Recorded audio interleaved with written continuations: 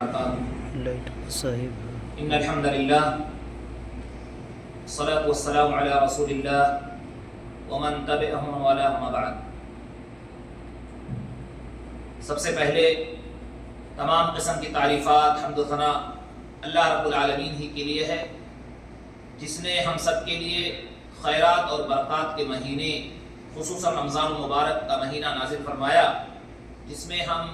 زیادہ سے زیادہ عبادت کر سکیں، اور اسی طرح سے اور دوسرے بہت سارے خیرات کے موسم، بھلائی کے موسم اللہ تعالیٰ نے ہم سب کے لیے اتارے ہیں اور معین فرمائے ہیں تاکہ ہم زیادہ سے زیادہ اس میں نیکی کر سکیں. اللہ رب العالمین کا جس قدر ہم شکر ادا کرنا چاہیں یقیناً کم ہے. اس بات کی ہم گواہی دیتے ہیں کہ اللہ رب العالمین ہی حقیقی معبود ہے، جو اکیلا ہے، اس کا کوئی ساجی اور شریک نہیں، اور اس بات کی گواہی دیتے ہیں کہ بے شک محمد صلی اللہ علیہ وسلم اللہ کے بندے اور اس کے آخری رسول ہیں. اس ذات گرامی پر انگنت درود و سلام نازل ہو. اللہم صلی علی محمد و آلہ وبارک وسلم. حمد و صلات کے بعد شیخ صاحب نے سب سے پہلے اپنے آپ کو اور ہم تمام لوگوں کو اللہ رب العالمین سے حقیقی معنوں میں تقوی اور پرہیزگاری اختیار کرنے کے تعلق سے نصیحت کی، اور اللہ رب العالمین کا یہ فرمان سنایا، وَلَقَدْ وَصَّيْنَا الَّذِينَ أُوتُوا الْكِتَابَ مِنْ قَبْلِكُمْ وَإِيَّاكُمْ أَنِ اتَّقُوا اللَّهَ. اللہ فرماتا ہے کہ ہم نے تم سے پہلے جنہیں کتاب دیا ہے اور تمہیں بھی اس بات کا حکم دیا کہ اللہ رب العالمین ہی سے ڈرو. تو اللہ تعالیٰ نے ہم سبھی لوگوں کو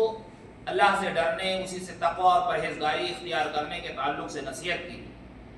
شیخ صاحب نے آج خصوصی طور پر رمضان المبارک کے مہینے کے فضائل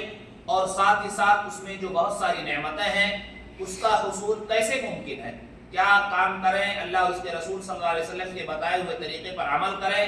جس کے ذریعے سے رمضان المبارک کے فضائل کو جان سکتے ہیں، اور ساتھ ہی ساتھ اس کے اپنانے سے ہمارے لیے دنیا اور آخرت میں ہر جگہ اور بھلائی اور کامیابی ہوگی. شیخ صاحب نے ذکر کیا کہ روزے دار جو ہیں ان کا درجہ اللہ تعالیٰ کے ہاں بہت ہی بڑا ہے، کیونکہ جو شخص صحیح معنوں میں روزہ رکھتا ہے اس کے درجات اس قدر ہے کہ اللہ تعالیٰ ان کی مغفرت فرما دیتا ہے. مشہور حدیث ہے کہ اللہ کے رسول صلی اللہ علیہ وسلم نے فرمایا، من صام رمضان ایمانا واحتسابا غفر له ما تقدم من ذنبه، کہ جو شخص رمضان کو اس حالت میں رکھے ایمان کے ساتھ، یعنی کہ یہ واجب ہے، اللہ کی طرف سے یہ فرض ہے، وہ احتسابا اور اجر کی امید کرتے ہوئے کہ اللہ رب العالمین ہمیں اپنے فضل سے نوازے گا جب ہم اس کے بتائے ہوئے طریقے پر عمل کریں گے. جو اللہ تعالیٰ نے ہمارے اوپر رمضان کا روزہ فرض کیا ہے، اگر ہم اسے رکھیں گے تو اس کا اجر ہمیں اللہ تعالیٰ دے گا. تو اللہ کے رسول صلی اللہ علیہ وسلم فرماتے ہیں کہ اللہ اس کے سارے گناہ کو معاف کر دیتا ہے، بخش دیتا ہے. اسی طرح سے اس حدیث میں یہ بھی ہے کہ من قام رمضان ایمانا واحتسابا غفر له ما تقدم من ذنبه، کہ جو شخص رمضان کا قیام کرتا ہے، قیام سے مراد تراویح پڑھتا ہے، یعنی فرض نمازیں تو پڑھتا ہی ہے، اس کے ساتھ ساتھ جو یہ تراویح ہے، یہ سنت ہے، اس کو بھی اپناتا ہے تو اللہ اس کے سارے گناہ کو معاف فرما دیتا ہے. اس طرح سے اور شیخ صاحب نے کئی حدیثیں پڑھی. تو میرے بھائیو، اس میں ہمیں چاہیے کہ ہم صحیح معنوں میں روزہ رکھیں اور ساتھ ہی ساتھ تراویح بھی پڑھیں، یعنی 5 وقتہ نمازوں کی پابندی کے ساتھ ساتھ نفلی نماز اور نفلی عبادتوں کے ساتھ ساتھ تراویح یعنی قیام اللیل بھی کریں. اسی طرح سے جو ہم عمل کرتے ہیں اللہ تعالیٰ اس کا بدلہ ہمیں دے گا. اللہ کے رسول صلی اللہ علیہ وسلم نے فرمایا، کل عمل ابن آدم یضاعف له الحسنہ والحسنۃ بعشر امثالها الى 700 ضعف. ہر انسان جو بھی عمل کرتا ہے اللہ تعالیٰ اس کی نیکیاں جو ہے بڑھا کر کے 10 گنا دیتا ہے، اور 10 سے 700 گنا تک بڑھا کر کے دیتا ہے. پھر اللہ کے رسول صلی اللہ علیہ وسلم نے فرمایا کہ الصوم لی وانا اجزی بہ،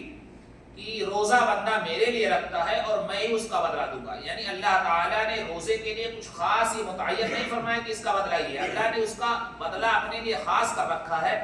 اور ظاہر سی بات ہے کہ اللہ تعالیٰ اپنے فضل کے حساب سے بہت ہی زیادہ عنایت فرمائے گا. اور حدیث میں یہ بھی ہے کہ اللہ کے رسول صلی اللہ علیہ وسلم نے فرمایا،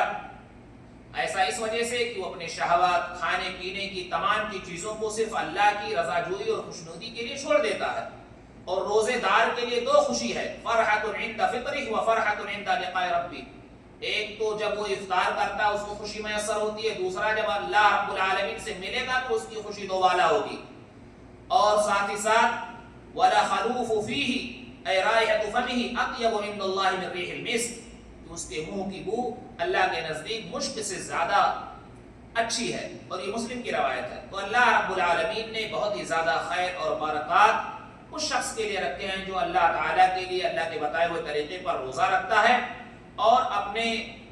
غلط کاموں سے باز آتا ہے، کھانا پینا اور جو چیزیں ہیں تمام کے تمام کو چھوڑ دیتا ہے۔ حضرت سہل رضی اللہ تعالیٰ عنہ فرماتے ہیں، سہل بن سعد، کہ اللہ کے رسول صلی اللہ علیہ وسلم نے فرمایا کہ بے شک جنت میں ایک ایسا دروازہ ہے جس کا نام الریان ہے، یعنی باب الریان،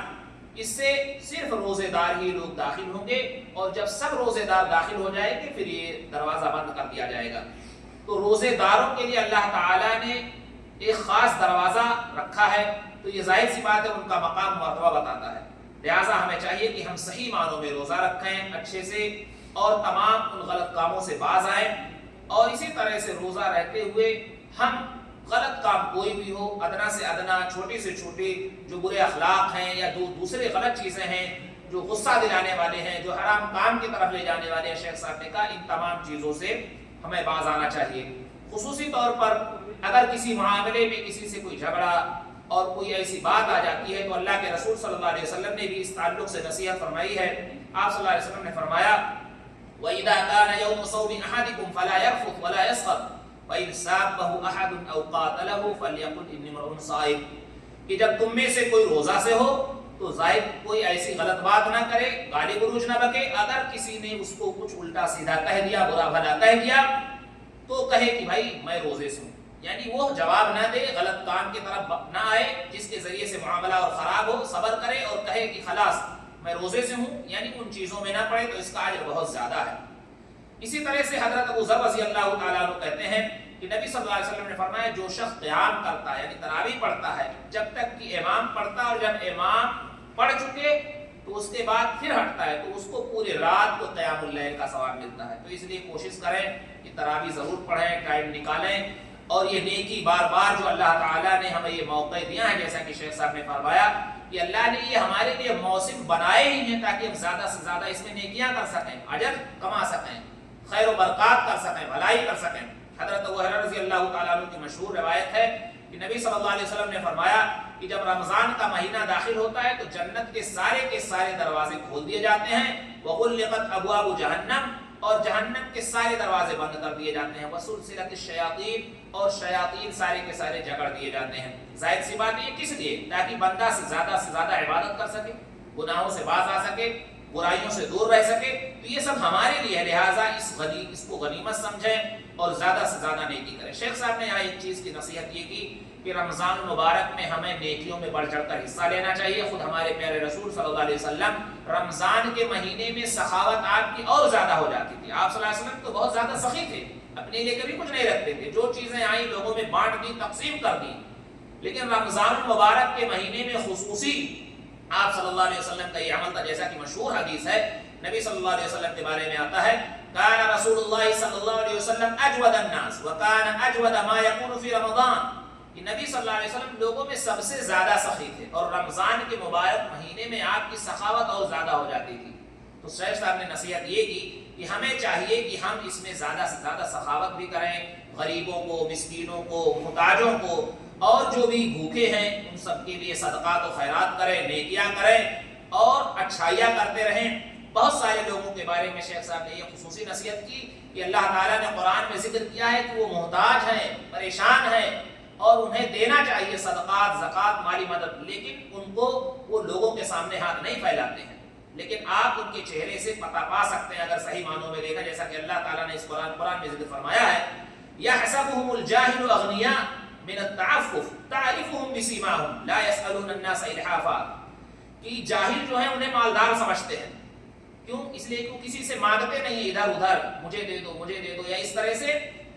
پھر اللہ تعالیٰ فرماتا ہے ان کے چہروں کے علامات سے پتہ چل جاتا ہے، یعنی کون محتاج ہے، پریشان حال ہے،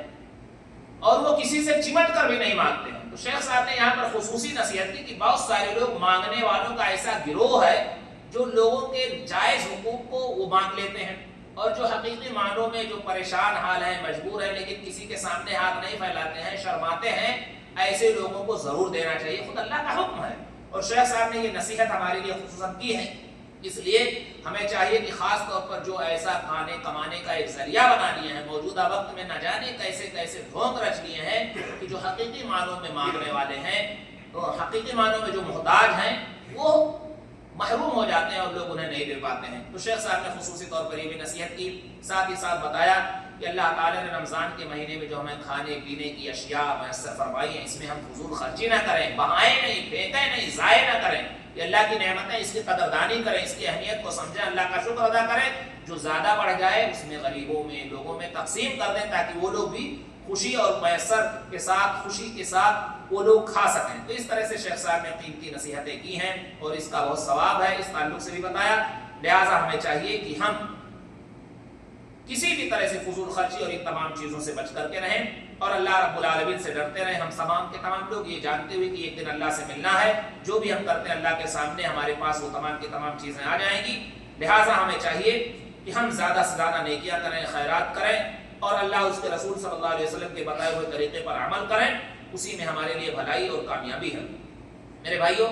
شیخ صاحب نے یہ قیمتی نصیحتیں جو رمضان المبارک کے مہینے میں کی ہیں، اس میں چاہیے کہ ہم اسے اپنائیں، چاہے وہ روزے کے تعلق سے ہو، نفل عبادات کے تعلق سے ہو۔ شیخ صاحب نے ایک قیمتی نصیحت یہ کی کہ عبادت اللہ تعالیٰ نے کئی رکھے ہیں، جیسے آپ روزہ رکھتے ہیں تو پھر تلاوت کریں، پھر نفلی نماز پڑھیں، صدقات و خیرات کریں، تسبیح پڑھیں۔ تو اگر کسی سے اکتاہٹ ہو تو تلاوت کرنے لگیں، تلاوت کرتے کرتے اکتاہٹ ہونے لگی تو چلتے پھرتے تسبیح بیان کرنے لگے، اللہ کا ذکر کرنے لگے، پھر نفلی نماز پڑھیں۔ اس طرح سے عبادت میں ہمارے لیے زیادہ سے زیادہ نیکیاں کر سکتے ہیں۔ تو یہ قیمتی نصیحتیں شیخ صاحب نے کی ہیں۔ اللہ سے دعا کرتے ہیں الہ العالمین ہم سبھی لوگوں کو ان نصیحتوں پر عمل کرنے کی توفیق عطا فرمائے۔ ساتھ ہی ساتھ رمضان کا جو خیر و برکت کا مہینہ ہے، ہمیں اچھے طریقے سے اس کے مطابق اللہ اس کے رسول کی تعلیمات کے مطابق سے عمل کرنے کی توفیق بخشے۔ ہمارے اللہ تعالیٰ روزے، نماز، قیام، تراویح، صدقات، خیرات، تمام نیکیوں کو قبولیت سے نوازے، جب تک زندہ رکھے حالت اسلام پر زندہ رکھے، ہمارا خاتمہ ہو تو حالت اسلام پر ہو۔ آمین یا رب العالمین۔ وآخر دعوانا